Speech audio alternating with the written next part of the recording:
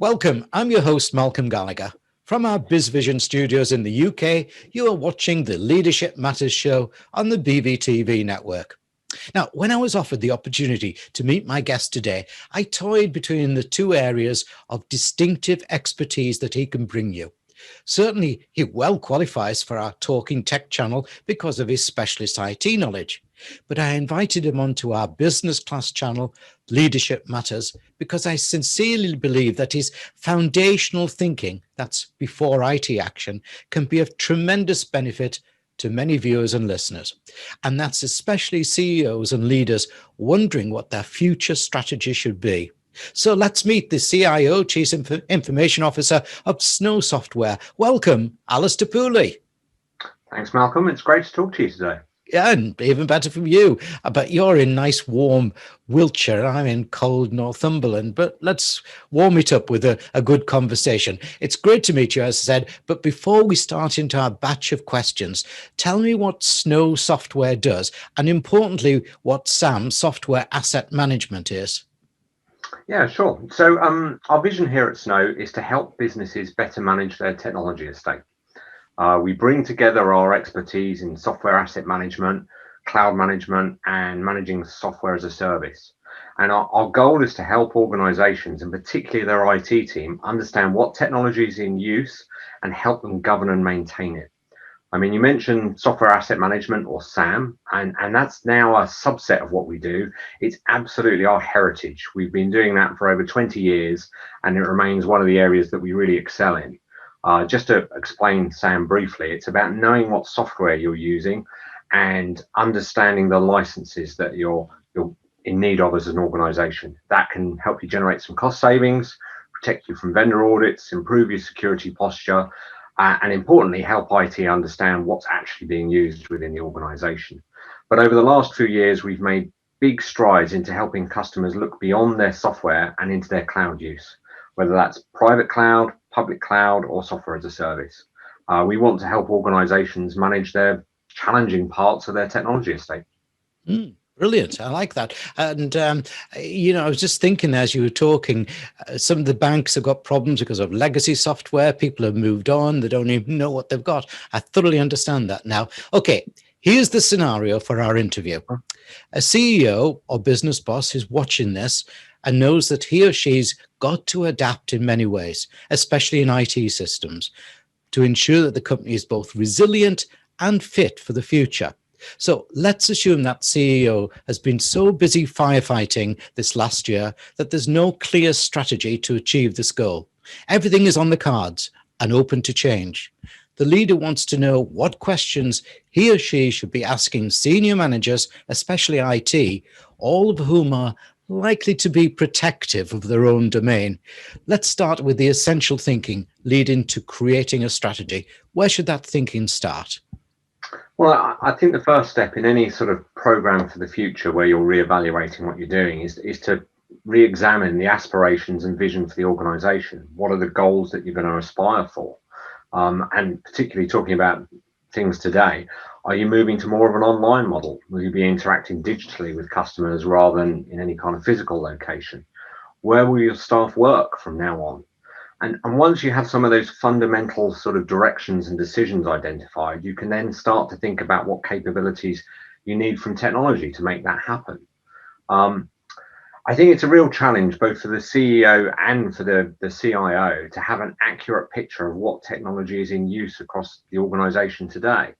And are those tools that you've deployed being used? Are they helping the business be successful and be productive?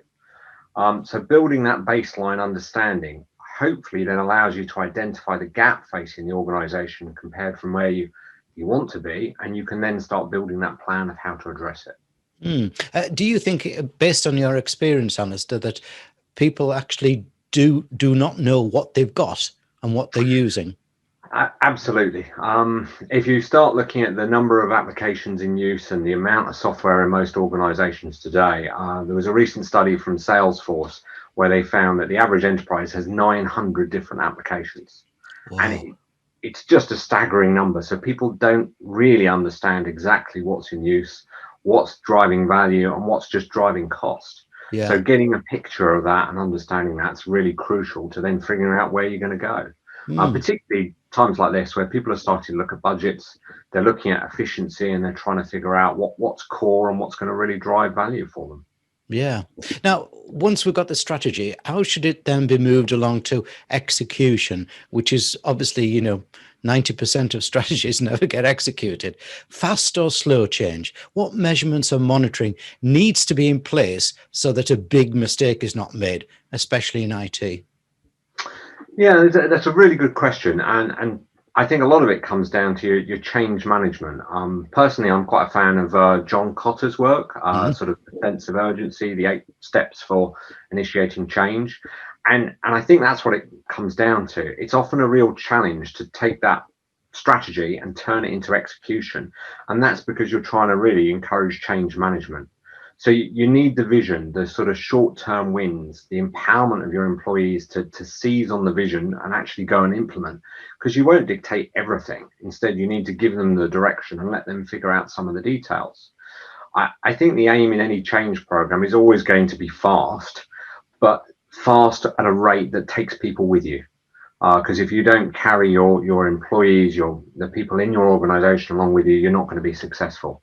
I dealt with a very large change project earlier in my career, and I do remember the CEO saying, "Well, when are we going to be done?" Yeah. And the response from the change committee was always, "It'll be done when it's done." We need to take people with us in this transformation. It's not just a case of we can give you a date when it'll be finished. Yeah. Specifically from an IT point of view, because you talked about metrics, I think you need ways of trying to do it in waves and to be able to assess whether your change is actually working. We've actually got it set up in sort of a series of rollout groups. So when we're going to try and change things, we've got our early adopter groups where we try things first, we see how they go, we build on that experience, and if it's successful, we then roll it out to more people in successive waves. And that seems to work quite well because it doesn't have the sort of shock value that you do it to the whole organization in one go. And it also helps us giving some metrics, such as adoption rates. So you can say, oh, well, we've managed to roll this particular change out to 20% of the organization. Now it's 50%. It gives you a way of tracking that and being able to assess whether you're being successful or not. Mm.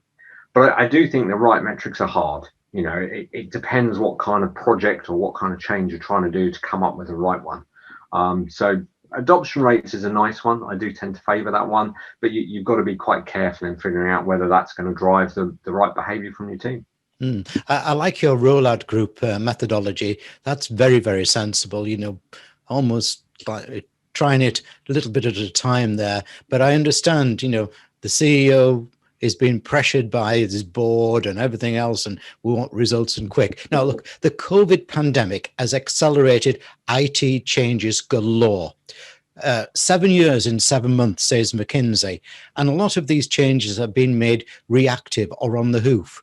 What problems do you think that this has already caused and can cause, and how to correct them? I mean, we've absolutely heard this as well from talking to peers and from our customers. Massive amounts of change in a very short space of time, and I think the downside for everybody has been the diligence. So Mm-hmm. when you rolled out, say, a new video conferencing technology, were the security implications thought through? Yeah. Did you allow for the future cost of those free licenses that maybe Microsoft or Zoom handed out for the first 12 months and make sure that's baked into future budgets? How will you manage some of the changes that are going to come? I see a lot of organizations have, for instance, said their staff can work from home permanently.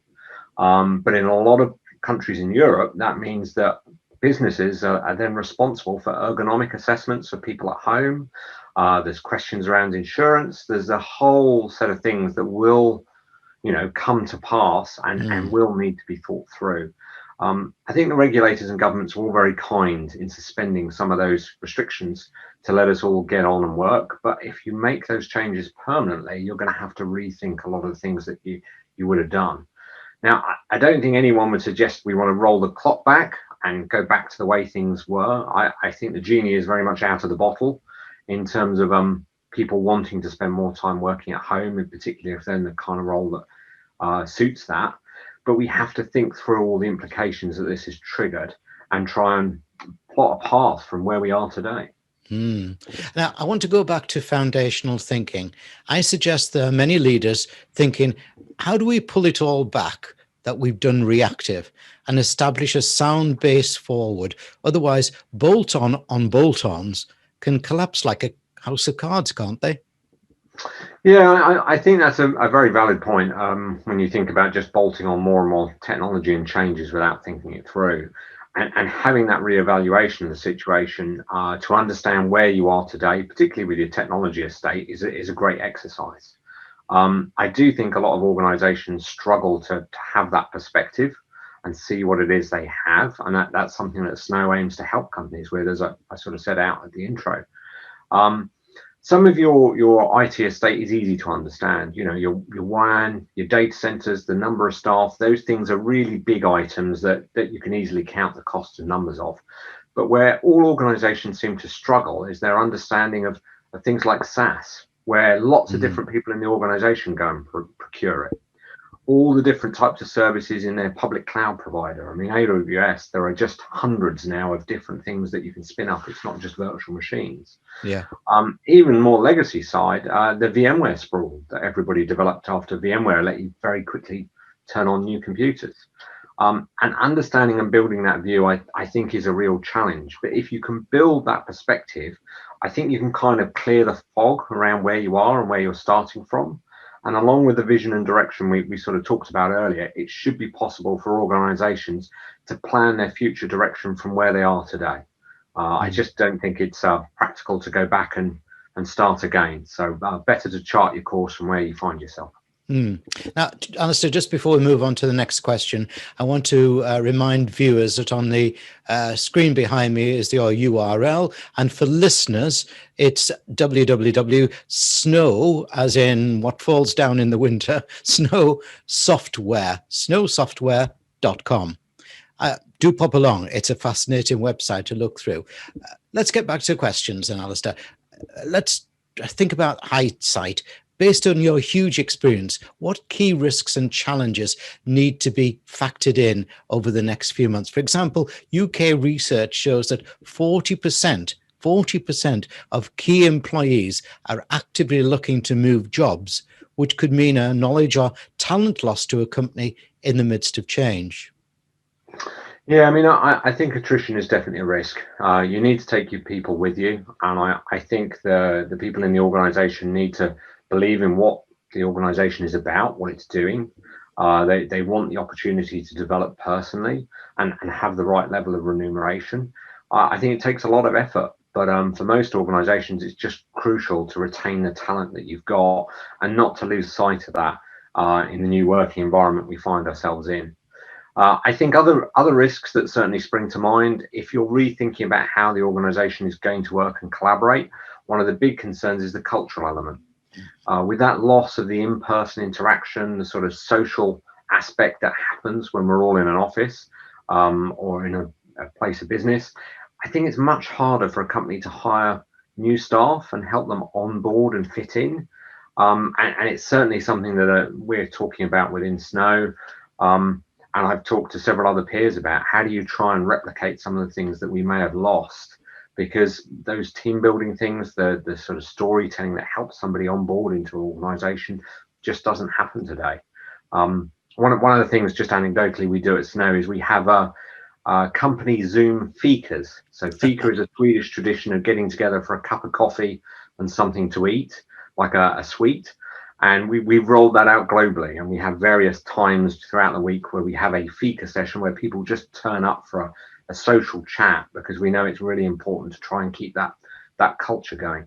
I like that. I really do. It's so important, as you say, Yeah. culture. And of course, it differs across the world with so many different countries having different challenges at the moment as well. So, right, back to our mythical CEO, and perhaps not too mythical, knowing my viewers. That CEO wants a cohesive boardroom and needs to measure and show the effectiveness of changes, especially in a new IT focus. Now, typically, the traditional board, is sitting there while the ones that are awake and saying, convince us before we invest.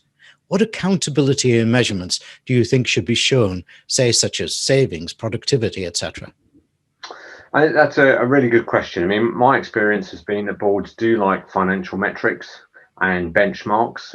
If you're able to compare and contrast what you're spending compared to peers in the same sector, so maybe IT as a percentage of revenue is a really good one. The number of IT FTEs within a business, again, as a total percentage of all of your employees, and you can show how that relates to others in your sector or just generally, that can be really powerful because it gives them something to compare with. So if you're able to say, well, we're very lean, we're very cost effective compared to everybody else, but here are some of the benefits that are coming, and put it into financial terms, then that's the best way of tackling it. A lot of boards, after all, do have people who are very strong on the financial side.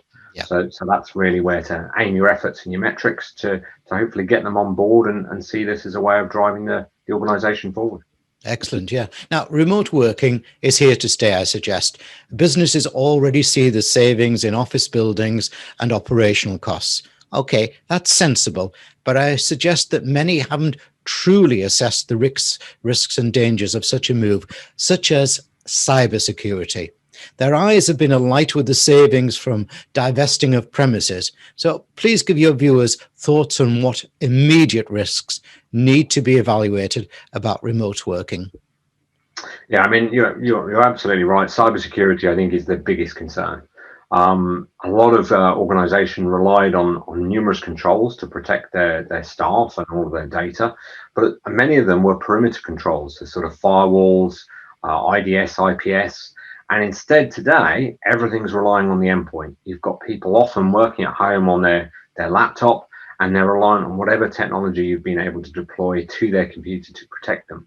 So that really does require some added investment and a reevaluation of what you're doing.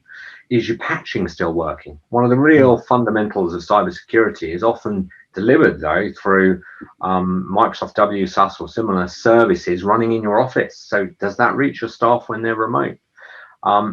Equally, you also want to think about, have you allowed bring your own device? In the rush to get people working at home, I know several businesses where they accepted people would connect from their home computer. But how do you make sure you don't have your organization's data on an insecure or unsecured computer that somebody was just using at home?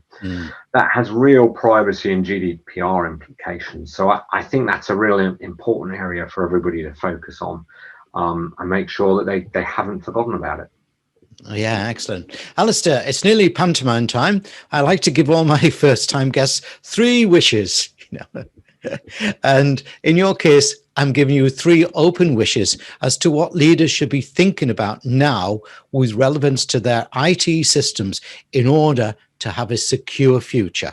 Your 3 wishes? Okay, 3 wishes. So wish number 1, I think it would be understand and maximize the value of your technology estate. You need to make sure every dollar is working hard, and it's a great area for businesses to make sure they can drive some value and efficiency. Wish 2 would probably be on culture. Make sure that you've got the culture and engagement there with your employees. Your team genuinely is your most valuable asset. So yeah, I think that would really help a lot of organizations. And 3, which is, I guess, actually comes straight back to your last question, put cybersecurity at the top of your list to investigate. It needs attention, it needs some focus, and certainly most security teams I talk to are extremely busy at the moment with a whole new set of worries they didn't have before. So yeah, put that on your list to investigate. Excellent. Alastair Pooley of Snow Software, I've thoroughly enjoyed your particular thinking, and I hope all those CEOs and everybody listening have played this back a few times to really understand some great deep thinking you've given them. Thanks for the interview. Really appreciate the chance to talk to you today, Malcolm. Thanks very much.